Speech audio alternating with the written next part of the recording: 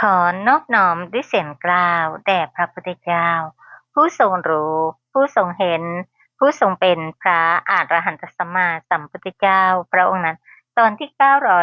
931ตื่นเถิดลุกขึ้นเถิดมาทำความประเสริฐให้เกิดขึ้นแก่ตนและเกื้อกูลแก่เหล่าสัตว์บุคคลพึงรีบขนขวายในความดี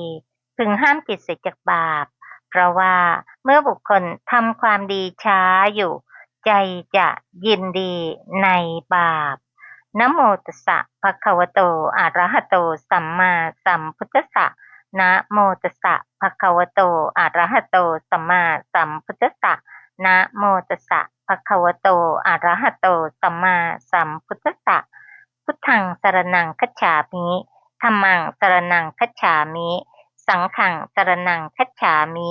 ทุติยัมปิพุทธังสรณังคัจฉามิทุติยัมปิธัมมังสรณังคัจฉามิทุติยัมปิสังฆังสรณังคัจฉามิตติยัมปิพุทธังสรณังคัจฉามิตติยัมปิธัมมังสรณังคัจฉามิตติยัมปิสังฆังสรณังคัจฉามินัตถิเมสรณังอัญญังพุทโธเมสรณังวรังเอเตนะสัจวัชเชนะวัตเตยังสัตตุสาสเน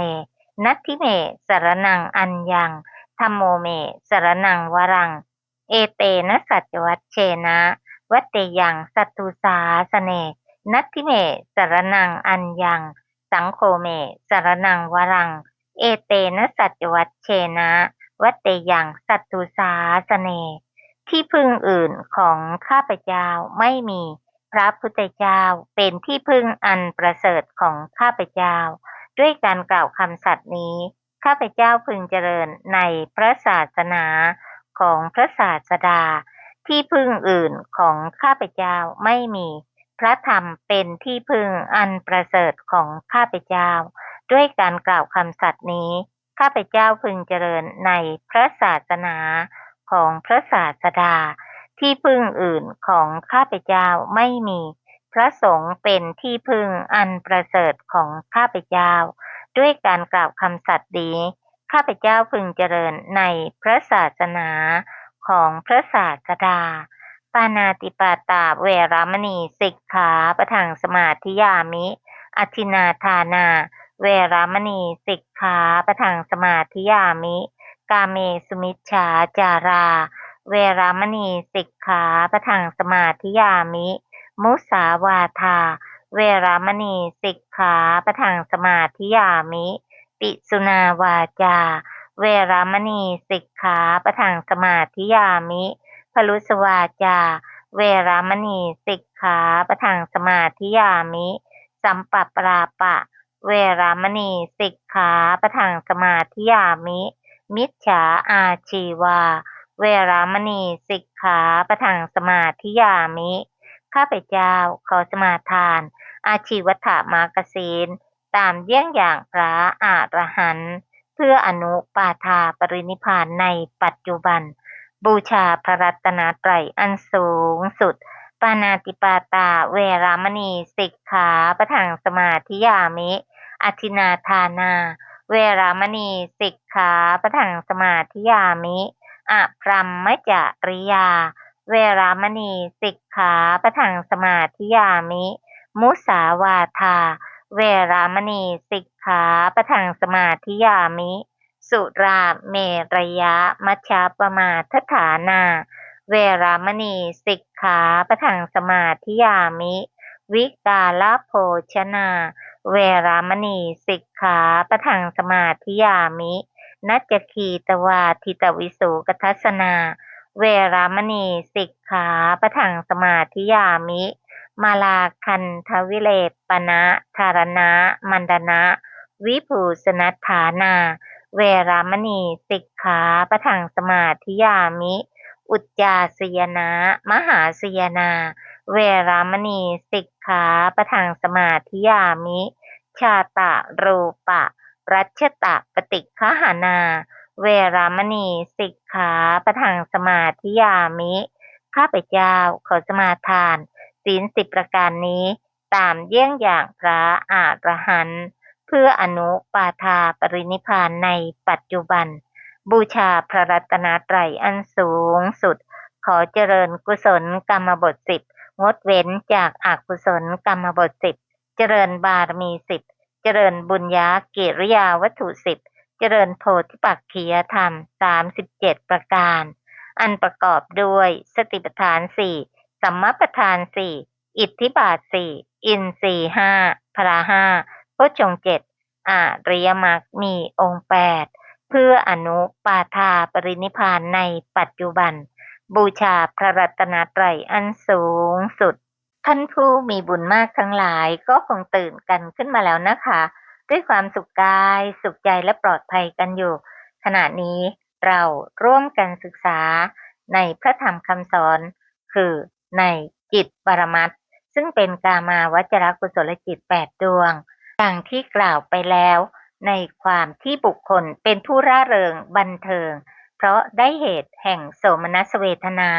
มีความถึงพร้อมแห่งไทยธรรมคือของที่ควรให้มีปัจจัย4เป็นต้นและปฏิฆา6ผู้รับไทยธรรมเป็นต้นหรือแม้เหตุแห่งโสมนัสเวทนาอย่างอื่นๆมีสมาธิฏฐิอันเป็นไปโดยในว่าทานที่บุคคลให้แล้วย่อมมีผลมีอานิสงส์ดังนี้เป็นต้นออกหน้าอยู่มีจิตไม่ท้อแท้ไม่คลานอยู่จึงไม่ต้องมีผู้อื่นกระตุ้นชักชวนและกระทำบุญทั้งหลายมีทานเป็นต้นในที่นี้ก็การศึกษาธรรมฟังธรรมด้วยนะคะในเวลานั้นกุศลจิตของเขาย่อมเป็นธรรมชาติที่สหรคตด้วยโสมนัสเวทนาสัมปยุตกับญาณและเป็นอสังขาริกก็คำว่าบุคคลเป็นผู้ร่าเริงบันเทิงเป็นคำแสดงถึงความเป็นจิตที่สหรคตด้วยโสมนัสเวทนาคำว่ามีสมาธิฏฐิออกหน้าอยู่เป็นคำที่แสดงถึงความเป็นจิตที่สัมปยุตด้วยญาณคือปัญญาท่านเรียกว่าสมาธิฏฐิเพราะอัตถาว่าเป็นความเห็นชอบคือเห็นถูกต้องตรงตามสภาวะไม่วิปริตส่วนคำว่าจึงไม่ต้องมีผู้อื่นมากระตุ้นชักชวนเป็นคำแสดงถึงความเป็นอสังขาริกชนิแลที่กล่าวมานี้เป็นนิทัศนะแสดงอาการที่เกิดขึ้นแห่งจิตดวงที่หนึ่งซึ่งเราก็ได้ศึกษาในรายละเอียดต่างๆไประดับหนึ่งแล้วนะคะรวมทั้งชาดกและพระสูตรต่างๆขณะนี้ก็ต่อเลยนะคะในดวงที่สองส่วนว่าในเวลาใดบุคคลเป็นผู้ร่าเริงบันเทิงตามในที่กล่าวแล้วนั่นแหละมีสัมมาทิฏฐิออกหน้าแต่ว่ามีใจท้อแท้ไม่เข้มแข็งอยู่ด้วยอำนาจแห่งความเป็นผู้สละได้ไม่พ้นสละได้ไม่ขาดกล่าวคือยังมีจิตอาลัยเสียดายในไทยธรรมที่จะให้นั้นอยู่เป็นต้นเมื่อผู้อื่นคอยกระตุ้นชักชวนนั้นเทียวจึงกระทำบุญนั้นๆในเวลานั้นกุศลจิตของเขาย่อมเป็นอย่างดวงที่หนึ่งนั่นแหละคือสหรคตด้วยโสมนัสเวทนาสัมปยุตด้วยกับญาณต่างแต่เป็นสสังขาริกเพราะคำว่าเมื่อผู้อื่นคอยกระตุ้นชักชวนเป็นคำที่แสดงถึงความเป็นสสังขาริกที่ว่ามานี้เป็นนิทัศนะแสดงอาการที่เกิดขึ้นแห่งจิตดวงที่สองซึ่งก็จะยกตัวอย่างเรื่องพราหมณ์จูเลกสาดกซึ่งมีข้อความดังนี้พระศาสดาเมื่อประทับอยู่ในพระเชตวันทรงปรารภพราหมณ์ชื่อจูเลกสาดกตรัสพระธรรมเทศนาดังนี้ว่าอภิธะเรทะกาลยาเนเป็นต้นพราหมณ์และพราหมณีผลัดกันไปฟังธรรมะความพิสดารว่าในการแห่งพระวิปัสสีทศพลได้มีพราหมณ์คนหนึ่งชื่อมหาเอกสาดกแต่ในการนี้พราหมณ์นี้ได้เป็นพราหมณ์ชื่อจุเลกสาดกในเมืองสาวัตถีก็ผ้าสาดกสำหรับนุ่งของพราหมณ์นั้นมีผืนเดียวแม้ของนางพรามณีก็มีผืนเดียวทั้งสองคนมีผ้าห่มผืนเดียวเท่านั้นในเวลาไปภายนอกพราหมณ์หรือพรามณีย่อมห่มผ้าผืนนั้นภายหลังวันหนึ่งเมื่อเขาประกาศการฟังธรรมในวิหารพราหมณ์กล่าวว่านางเขาประกาศการฟังธรรมะเจ้าจะไปสู่สถานที่ฟังธรรมในกลางวัน หรือกลางคืนเพราะเราทั้งสองไม่อาจไปพร้อมกันได้เพราะไม่มีผ้าห่มพรามณีตอบว่านายฉันจักไปในกลางวันแล้วได้ห่มผ้าสาดกไปพราหมณ์ยับยั้งอยู่ในเรือนตลอดวันต่อกลางคืนจึงได้ไปนั่งฟังธรรมทางด้านพระพักตร์พระศาสดาครั้งนั้นปีติ5อย่างซาบซ่านไปทั่วสรีระของพราหมณ์นั้นเกิดขึ้นแล้วเขาเป็นผู้ใคร่จะบูชาพระศาสดาคิดว่าถ้าเราจักถวายผ้าสาดกนี้ไซร้ผ้าห่มของนางพรามณีจักไม่มีของเราก็จักไม่มีขณะนั้นจิตประกอบด้วยความตระหนี่พันดวงเกิดขึ้นแล้วแก่เขาจิตประกอบด้วยศรัทธาดวงหนึ่งเกิดขึ้นอีกจิตประกอบด้วยความตระหนี่พันดวงเกิดขึ้นครอบงำศรัทธาจิตแม้นั้นอีกความตระหนี่อันมีกำลังของเขาคอยกีดกันศรัทธาจิตไว้ดุจจับมัดไว้อยู่เทียวด้วยประการฉนี้ปีติ5อย่างนั้นมีอะไรบ้างก็คือขุทธกาปีติปีติอย่างน้อย1คณิกาปีติปีติชั่วขณะหนึ่งโอกกันติกาปีติปีติเป็นพักๆหนึ่งอุเพงคาปีติปีติอย่างโลดโผนหนึ่งพารณาปีติปีติซาบซ่านหนึ่งค่ะปีติทั้ง5อย่างนี้นะคะปีติที่โลดโผนเราคงเคยได้ยินแล้วที่เด็กหญิงผู้หนึ่งแม่ให้อยู่บ้านแต่เธอนั้นอยากไปเฝ้าพระศาสดาปรากฏว่าลอยไปถึงที่ประทับของพระศาสดาก่อนมารดาบิดาปีติของแต่ละบุคคลนั้นแตกต่างกันออกไปนะคะบางท่านเกิดมาด้วยอัธยาศัยแห่งโสมนัสก็จะมีปีติเกิดขึ้นได้โดยง่ายบางท่านอาศัยการฝึกฝนเพราะรู้คุณค่าของปีติว่าเป็นปัจจัยแห่งปัสสัทธิสุขและเป็นปัจจัยต่อสมาธิที่จะก้าวต่อไปสู่วิปัสสนาก็สามารถจะฝึกฝนให้เกิดขึ้นได้นะคะเพราะเราก็ทราบว่ากามาวจรกุศลนั้นโสมนัสเวทนากับจิตนั้นมีกำลังมากกว่าอุเบกขาเวทนาค่ะซึ่งต่างกับในเรื่องของฌานใช่ไหมคะอุเบกขาจะมีกำลังมากกว่าโสมนัสเวทนาในลำดับต่อมาเมื่อเขากำลังคิดว่าจักถวายจักไม่ถวายดังนี้นั่นแหละปฐมยามล่วงไปแล้วแต่นั้นครั้นถึงมัชฌิมยามเขาไม่อาจถวายในมัชฌิมยามแม้นั้นได้เมื่อถึงปัจฉิมยามเขาคิดว่าเมื่อเรารบกับศรัทธาจิตและมัจเฉรจิตอยู่นั่นแหละ2 ยามล่วงไปแล้วมัจเฉรจิตนี้ของเรามีประมาณเท่านี้เจริญอยู่จักไม่ให้ยกศีรษะขึ้นจากอบายสี่เราจักถวายผ้าสาดกละเขาข่มความตระหนี่ตั้งพันดวงได้แล้วทำศรัทธาจิตให้เป็นปุเรจาริกถือผ้าสาดกไปวางแทบบาทมูลของพระศาสดาได้เปล่งเสียงดังขึ้น3 ครั้งว่า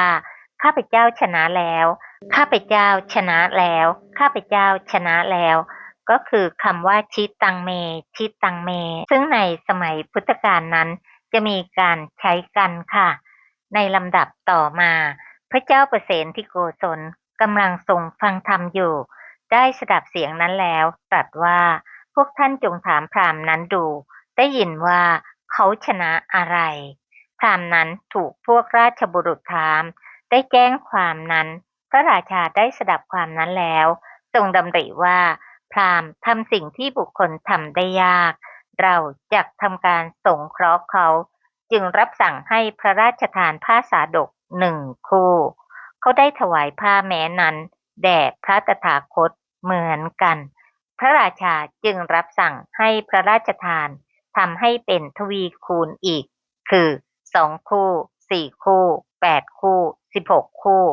เขาได้ถวายผ้าแม้เหล่านั้นแด่พระตถาคตนั้นเทียวต่อมาพระราชารับสั่งให้พระราชทานผ้าสาดก32 คู่แก่เขาพราหมณ์เพื่อจะป้องกันวาทะว่าพราหมณ์ไม่ถือเอาเพื่อตน สละผ้าที่ได้แล้วเสียสิ้นจึงถือเอาผ้าสาดก2 คู่จากผ้า32 คู่นั้นคือเพื่อตน1 คู่เพื่อนางพรามณี1 คู่ได้ถวายผ้าสาดก30 คู่แด่พระตถาคตทีเดียวฝ่ายพระราชาเมื่อพราหมณ์นั้นถวายถึง7 ครั้งได้มีพระราชประสงค์จะพระราชทานอีกพราหมณ์ชื่อมหาเอกสาดกในการก่อนได้ถือเอาผ้าสาดก2 คู่ในจำนวนผ้าสาดก64 คู่ส่วนพราหมณ์ชื่อจุเรกสาดกนี้ได้ถือเอาผ้าสาดก2 คู่ในเวลาที่ตนได้ผ้าสาดก32 คู่คงชื่นใจอย่างหาประมาณไม่ได้นะคะเพราะโดยธรรมดาแค่ผ้าเก่าผืนเดียวที่มีอยู่ได้ถวายยังมีความเอิบอิ่มใจที่สามารถสละจากกิเลสภายในคือความไม่มีศรัทธาความตระหนี่ซึ่งจริงๆนั้นก็เพื่อภรรยานั้นเองนะคะคิดไปคิดมาแล้วภรรยาจะทำอย่างไรในวันรุ่งขึ้นคิดอยู่ถึง2 ยามจนถึงยามสุดท้ายค่ะจึงได้สละได้ซึ่งสิ่งเหล่านี้ไม่ใช่ของง่ายเลยค่ะจึงเป็นเรื่องที่นำมาซึ่งความเอิบอิ่มยินดีและกล่าวว่าตนนั้นชนะนั้นก็คือชนะกิเลสภายในซึ่งโดยธรรมดาแล้วในที่ที่พระมหากษัตริย์อยู่จะไม่มีใครกล่าวออกมาเสียงดังๆอย่างนั้นนะคะว่าเราคือผู้ชนะแต่การชนะกิเลสภายในของท่านนั้นยิ่งใหญ่นักนะคะซึ่งการ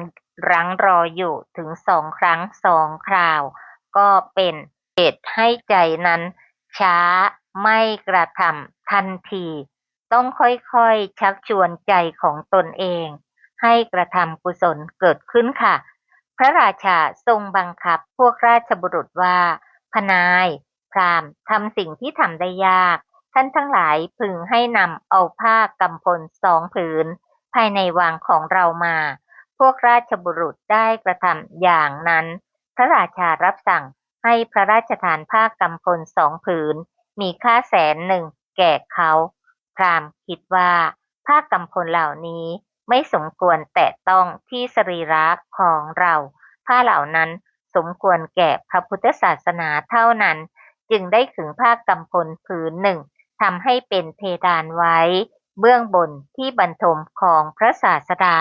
ภายในพระคันธกุฎี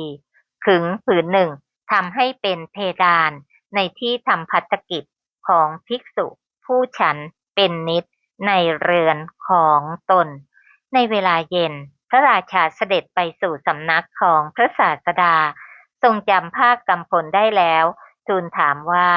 ใครทำการบูชาพระเจ้าค่ะเมื่อพระศาสดาตรัสตอบว่าพราหมณ์ชื่อเอกสาดกดังนี้แล้วทรงดำริว่าพราหมณ์เลื่อมใสในฐานะที่เราเลื่อมใสเหมือนกันรับสั่งให้พระราชทานหมวด4แห่งวัตถุทุกอย่างจนถึง100แห่งวัตถุทั้งหมดทำให้เป็นอย่างละ4แก่พราหมณ์นั้นอย่างนี้คือช้าง4ม้า4กหาปณะซึ่งเป็นชื่อของเงินชนิดหนึ่งนะคะในอินเดียโบราณให้ไป 4,000 ค่ะสตรี4ทาสี4บุรุษ4บ้านสวย4ตำบลค่ะปริมาณเป็นอย่างไรคะมากมายเหลือเกินนะคะทานที่ทำกับบุคคลผู้เลิศคือพระศาสดาผู้เลิศค่ะต่อไปนี้เวลาเราไปที่พระคันธกุฎีในพระเชตวันเราก็คงระลึกถึงคุณของพราหมณ์เอกสาดกได้นะคะว่าท่านได้ถวายผ้าอะไรคะกำพลสีแดงเป็นเพดานไว้เบื้องบนที่บรรทมของพระศาสดานะคะค่ะก็คงได้นัยยะต่างๆมากมายเพิ่มขึ้นจากการศึกษาพระสัทธรรมเพื่อน้อมนำไประลึกตรึกตรองให้มีความโสมนัสยินดีในกุศลนานาประการเมื่อเวลาไปในถิ่นอันประเสริฐเหล่านั้นค่ะภิกษุทั้งหลายสนทนากันในโรงธรรมว่าแม้กรรมของพราหมณ์ชื่อจุเรกสาดกน่าอัศจรรย์ชั่วครู่เดียวเท่านั้น เขาได้หมวดสี่แห่งวัตถุทุกอย่างกรรมอันงามเขาทำในที่อันเป็นเนื้อนาในบัดนี้นั้นแลให้ผลในวันนี้ทีเดียวค่ะนี้บ่งถึงนาบุญอันยิ่งใหญ่นะคะและจิตศรัทธาเลื่อมใสด้วยโสมนัสยินดียิ่งนะคะผลอันหาประมาณจึงเกิดขึ้นค่ะฉะนั้นในสิ่งที่บางท่านอาจจะคิดว่าเอ๊ะทำไมบางคนนั้นเนี่ยรวยไม่รู้จักหยุดหย่อนคิดอะไรก็เป็นเงินเป็นทองไปหมดนะคะร่ำรวยไม่หยุดไม่หย่อนก็ด้วยเหตุแห่งอดีตเหตุนั้นเองนะคะที่ได้ทำบุญไว้ในนาบุญอันยิ่งใหญ่ด้วยจิตโสมนัสสิ่งเหล่านี้ไม่ใช่จะให้ผลในชาตินั้นเพียงอย่างเดียว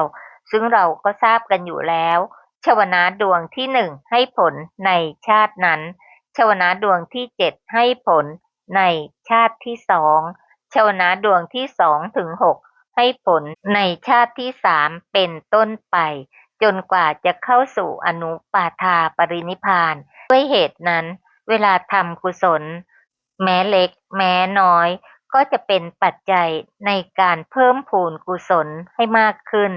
และกุศลเหล่านั้นที่เพิ่มพูนไพบูรย์กุศลใหม่ก็เป็นปัจจัยในการดึงกุศลเก่าให้ตามมาให้ผลเป็นกุศลวิบากอย่างมีกำลังค่ะ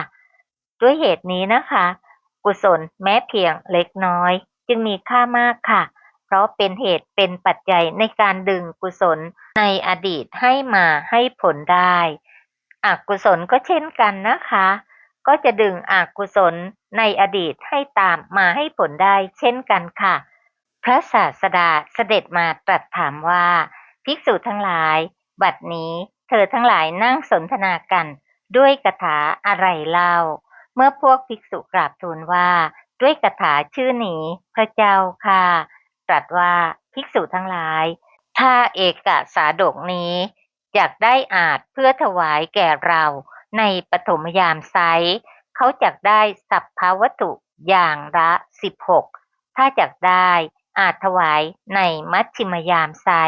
เขาจักได้สัพพวัตถุอย่างละ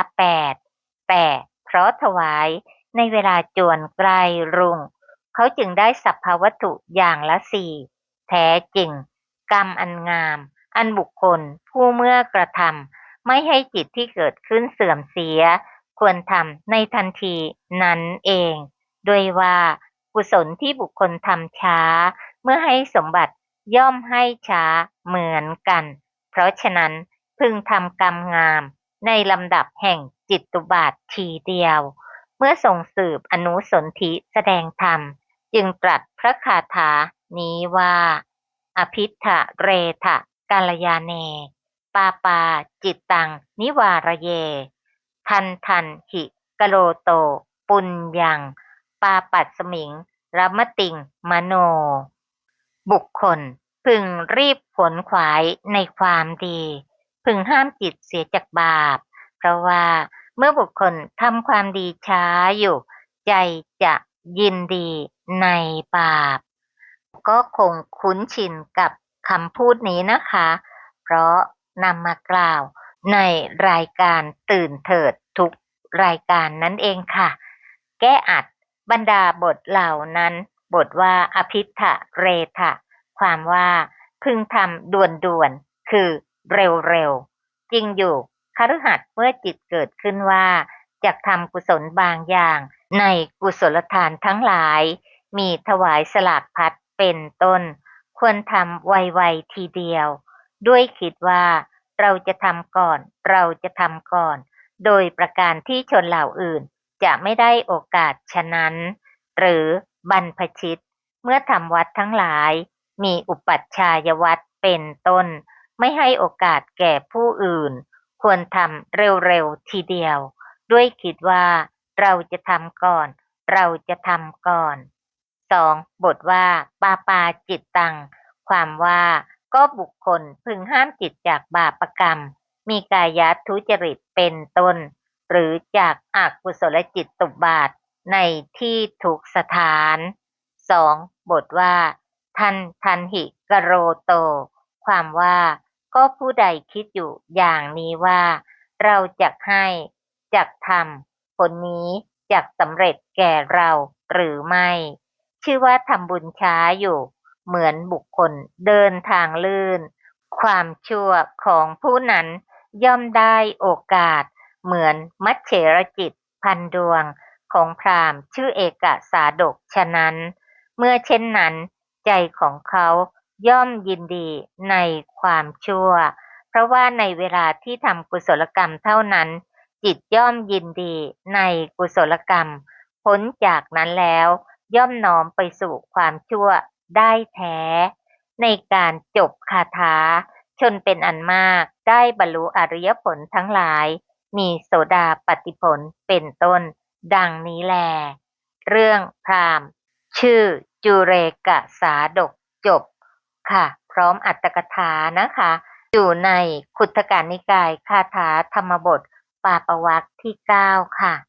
การศึกษาพระสัทธรรมนะคะก็คงเป็นปัจจัยเกื้อกูลให้เรานั้นได้รู้ว่าอะไรควรทำอะไรไม่ควรทำกุศลควรทำโดยด่วนอกุศลล่ะก็ควรพิจารณาใคร่ครวญไตร่ตรองว่าผลของอกุศลนั้นเป็นสิ่งที่นำมาซึ่งทุกข์แต่กุศลนั้นนำมาซึ่งสุขนะคะเรื่องของพราหมณ์มีลักษณะคล้ายกันแต่ในสมัยพระพุทธเจ้าวิปัสสีทศพลนั้นชื่อมหาเอกสาดกแต่ในสมัยของพระพุทธเจ้าแห่งเรานั้นชื่อจุเรกสาดกนะคะและก็เกิดที่เมืองสาวัตถีค่ะซึ่งความแตกต่างกันอยู่ในเรื่องของการได้รับผลแต่ที่แน่ๆทั้งสองท่านเมื่อชนะความตระหนี่ก็มีความเอิบอิ่มยินดีนะคะชิตังเมชิตังเมชิตังเมเราคือผู้ชนะก็ขอให้เราทั้งหลายนั้นชนะกิเลสภายในอกุศลภายในกรรมชั่วทั้งทางกายทางวาจาและทางใจอันเป็นไปในอกุศลกรรมบท10เพื่อเข้าถึงความพ้นภัยความปลอดภัยนะคะแทงตลอดอริยสัจทั้งสี่โดยง่ายโดยพลันโดยทั่วกันค่ะข้าพเจ้าทั้งหลายเป็นผู้มีสรณะเป็นผู้มีศีลมีการศึกษาและปฏิบัติธรรมเพื่ออนุปาทาปรินิพพานในปัจจุบันด้วยสัจจวาจานี้หม่อมฉันทั้งหลายเชื่อมั่นว่าจะเป็นปัจจัยในการแทงตลอดในอริยสัจสี่โดยง่ายโดยพลันในการปัจจุบันขอน้อมมหากุศลและอุทิศบุญทั้งสิ้นแด่สรรพสัตว์ทั้ง31ภพภูมิขอทุกท่านจงมีจิตโสมนัสยินดีอนุโมทนาในมหากุศลทั้งสิ้นเพื่ออนุปาทาปรินิพพานโดยง่ายโดยพลันโดยทั่วกันทุกตนทุกท่านค่ะกราบอนุโมทนาในมหากุศลของทุกท่านด้วยความเคารพอย่างสูงกราบสาธุสาธุสาธุเจ้าค่ะค่ะ